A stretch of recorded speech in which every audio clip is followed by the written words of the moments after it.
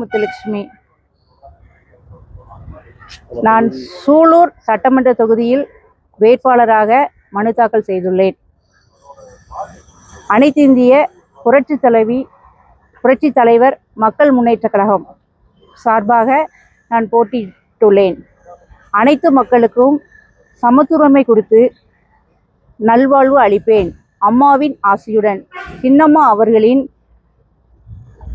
நல்லாசியுடன் இந்த கட்சியை தொடங்கியுள்ளேன். அனைத்து மத சார்பின்றி அனைத்து மக்களுக்கும் நல்வாழ்வு அளிக்க அம்மா உறுதியளித்துள்ளார்கள்.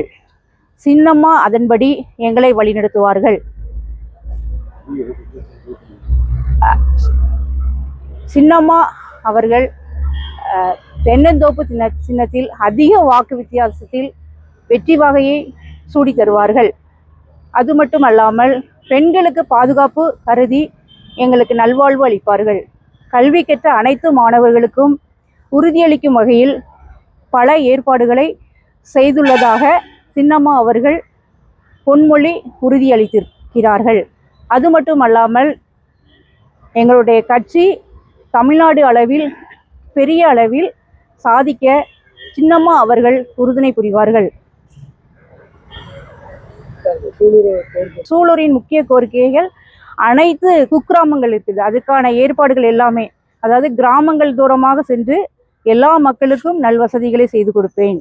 சின்னம்மாவின் வாக்குறுதிக்கு ஏற்ப.